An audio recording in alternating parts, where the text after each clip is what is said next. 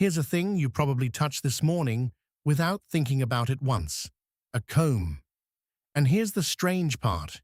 It might be the single oldest tool for personal grooming that humans have ever made, and it has never really gone out of style.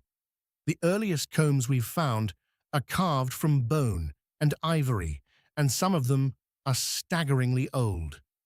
Archaeologists have recovered combs from sites in Iran, dating back roughly 8,000 years, long before anyone thought to invent the wheel. In Egypt, a small ivory comb found at Abydos and dated to around 3500 BCE is carved with a row of wild animals along its top edge, including what looks like a giraffe. Some archaeologists consider it one of the oldest surviving examples of pictorial art on a man-made object anywhere in the world. It wasn't just a tool, it was a canvas. Ancient Egyptians took grooming extremely seriously, in life and after it. Wealthy Egyptians were buried with combs made of ivory, wood, and bone, tucked in alongside cosmetics, mirrors, and hair ornaments, because the afterlife, apparently, was no excuse to look disheveled.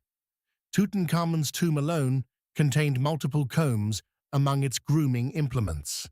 In a culture obsessed with order and presentation, the comb wasn't a minor accessory. It was practically ceremonial. Travel east and the comb picks up a different kind of meaning entirely. In China, combs have been part of courtship and marriage rituals for centuries.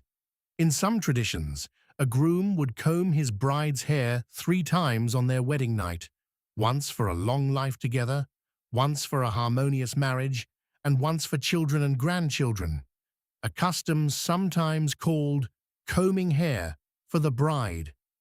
A comb, in this context, wasn't just about tangles. It was a vow you could hold in your hand.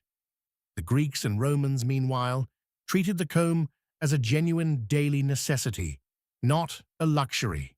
Archaeologists have pulled hundreds of boxwood combs out of Roman sites across the empire, from Egypt to Roman Britain, many of them double-sided, wide teeth on one edge for detangling and a row of extremely fine teeth on the other for something far less glamorous: combing out head lice. Lice were simply a fact of daily life in the ancient world, and the fine-tooth comb was the closest thing anyone had to a solution. That phrase, by the way, going through something with a fine-tooth comb, meaning an exhaustive, meticulous search, comes directly from this object. When you comb a beach for evidence, or comb through records for a name, you are, linguistically, still holding a 2,000-year-old delousing tool. The Vikings, despite their reputation for chaos, were surprisingly fastidious about grooming. Combs, usually carved from antler or bone, are among the most common personal items found in Viking graves, more common even than weapons in some burial sites. Excavations at Viking trading towns like Birka and Hedeby have turned up so many combs that historians now consider good grooming a genuine marker of Viking social status, not an afterthought. By the medieval period in Europe, the comb had taken on an almost sacred role. Christian clergy used elaborately carved liturgical combs as part of ordination and coronation ceremonies, symbolically combing the hair before a bishop or king was formally consecrated. Some of these ceremonial combs, carved from ivory and decorated with religious scenes, survive today in cathedral treasuries. A tool you'd use before breakfast had become, in the right context, holy. As Europe grew wealthier during the Renaissance, combs became status objects, carved from imported ivory and, increasingly, tortoiseshell, harvested from the shells of hawksbill sea turtles. Tortoiseshell combs were prized for centuries for their warm, mottled color and the way the material could be heated and molded into delicate shapes. The problem was the hawksbill turtle itself. Hunted so heavily for its shell, that the species was pushed toward the brink of extinction, a slow-motion ecological cost, hiding behind a beautiful hair accessory. The hawksbill remains critically endangered today, partly because of a demand for combs and jewelry that peaked more than a century ago. By the 1800s, comb making had become genuine big industry, and one small town became its unlikely capital. Leominster, Massachusetts, earned the nickname Comb City, home to dozens of factories carving combs from cattle horn and imported tortoiseshell, and at its peak, producing a huge share of the combs used across America. Workers would soften horn with heat and pressure, then press and cut it into shape, a slow, skilled, and occasionally dangerous trade. Then, in 1869, everything changed, thanks to a billiard ball shortage.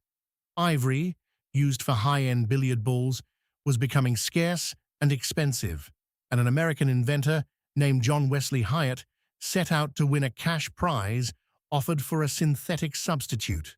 What he landed on was celluloid, widely considered the first man-made plastic. It could be molded, dyed, and mass-produced far more cheaply than horn, ivory, or tortoiseshell, and comb makers seized on it almost immediately. Combs that once took a skilled craftsman hours to shape could now be stamped out by the thousands. There was just one catch. Celluloid is, chemically speaking, close cousins with gun cotton, and it is extraordinarily flammable. Comb factories that switched to celluloid occasionally caught fire in spectacular fashion, sometimes with combs seeming to ignite almost on their own near heat or open flame. Newspapers of the era documented celluloid factory fires and explosions as a genuine recurring hazard of the new plastic age, the price of cheap, mass-produced beauty. Despite the risk, celluloid, and the safer plastics that followed it in the 20th century, transformed the comb from a hand-carved luxury into something nearly disposable. Factories that had once employed skilled horn carvers shifted to injection-molded plastic, churning out combs by the millions for a growing consumer economy. The comb moved from vanity table to bathroom drawer to gas station impulse rack, and it never left. That fine-tooth comb also never disappeared either.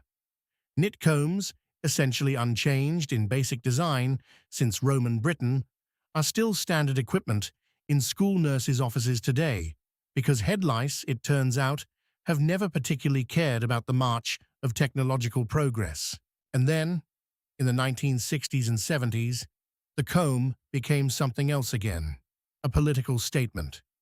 The afro pick, often topped with a handle carved into a raised, clenched fist, became one of the most recognizable symbols of the Black Pride and Black Power movements, sold in barbershops and record stores across the country. It celebrated natural black hair at a time when straightening was still the cultural default, and it turned a grooming tool into something people wore, displayed, and carried with unmistakable meaning. Examples of these picks are preserved today in museum collections, including the Smithsonian's National Museum of African American History and Culture, as genuine artifacts of a cultural and political movement.